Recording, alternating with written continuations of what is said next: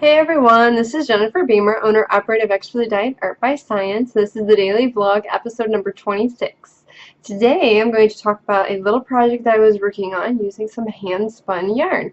Now, if you are a viewer of my show, you may have also known that I do a live broadcast with Nicole Snow over at Darn Good Yarn on Thursday evenings.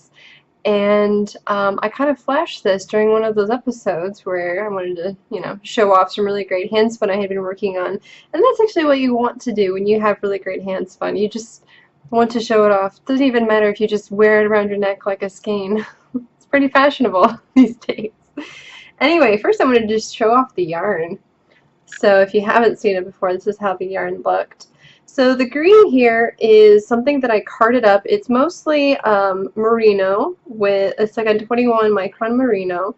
And then I also put in a little bit of Tussah silk, a little teeny bit of Angelina, and I think I put in about 5% of the content is also yak down, so it's actually got some really soft bits, and there's some green and some brown in there. The brown part is the yak down.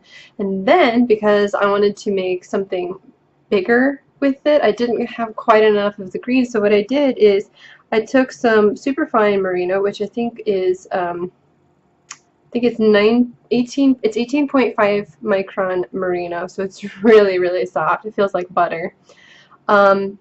And what I did is I carded a little bit of green merino that I had on hand to give it sort of like a greenish tinge to the white, because I just used plain white. And then I used Nicole's pulled sari silk, which I absolutely love. Like, I put it in every project I make now because it's so wonderful.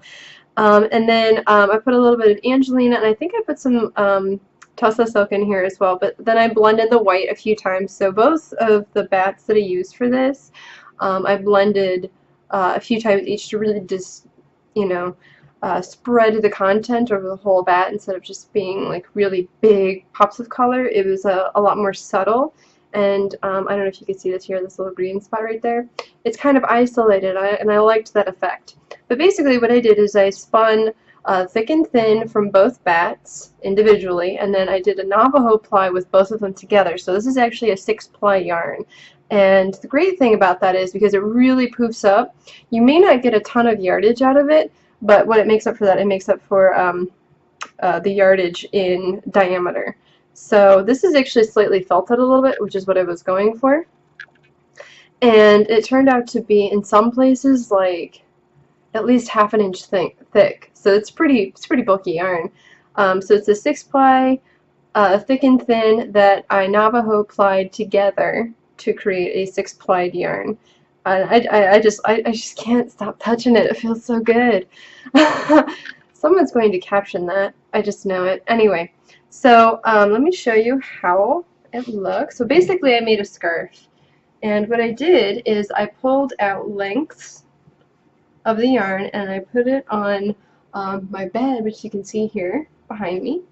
And what I did is I took one length and I kind of draped it around me the way that I imagined the longest way I wanted to wear it. If I just like had it wrapped around my neck once, I didn't want it too long, but I definitely wanted it to be long.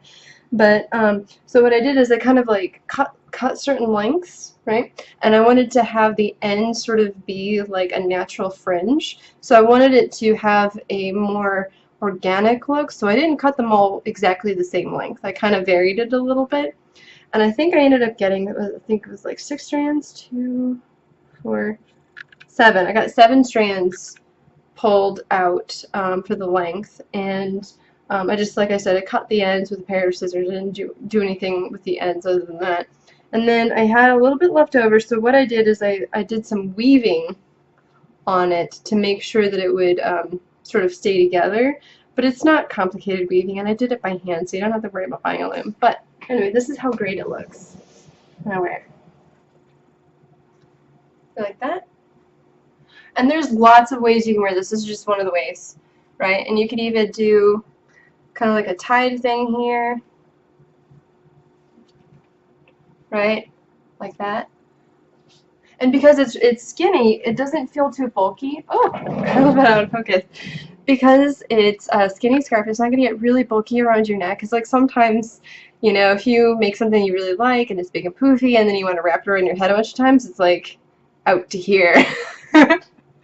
We don't live north of the wall, so you don't necessarily need like a big poofy thing. And what's also nice is you can wear this even if the weather is pretty nice. So, like, you'd wear this in the spring, you'd wear this in the fall, so you get a really long time span to wear this. So the time scale for which you can wear this is much longer than some of the really heavy garments that we like to wear. Those are more reserved for like the bitter cold of January and February. So you could wear this pretty much most of the year, especially if you're from the Midwest. It's really only like 3 months out of the year where the weather's nice enough to be outside without layers. So yeah, and this is 100% wool. I just said it wasn't. It's mostly merino wool, but you could of course use other fibers instead. It doesn't have to be wool, although if you want something that's going to poof up a lot, you're going to definitely want to have something with at least like 50% wool to get it to do this. Now I will definitely also take pictures of this for Facebook. Oh my god, I'm strangling myself. I'm definitely going to take pictures of this on Facebook, or take pictures and then post them to Facebook, so you'll be able to see a little bit more of what I did.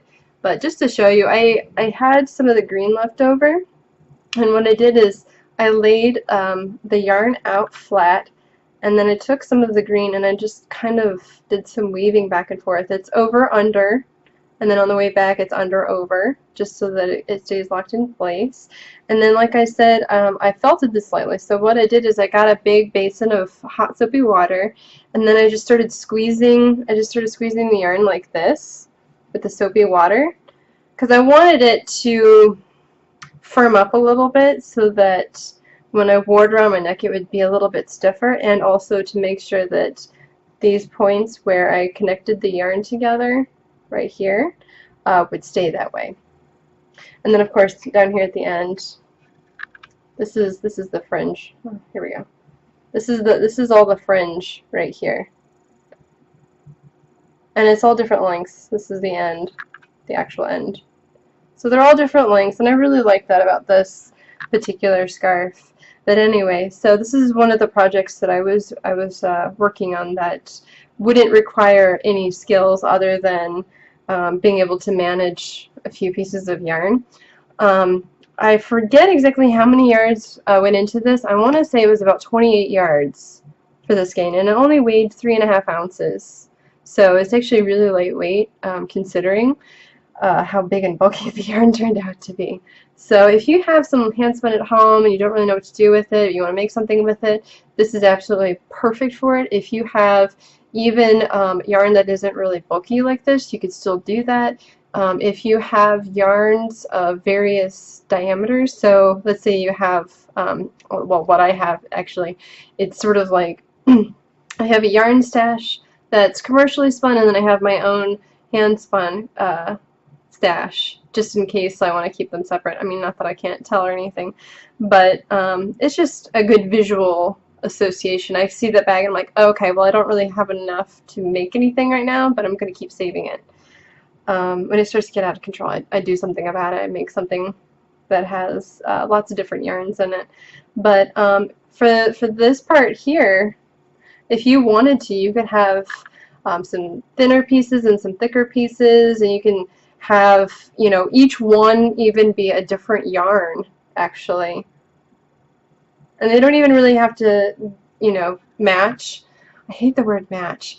I'd rather it be it goes, because matching usually implies like the pattern is exactly the same or something like that. And I don't know, it's probably just my interpretation of the word match, but I would just rather it say it goes rather than match.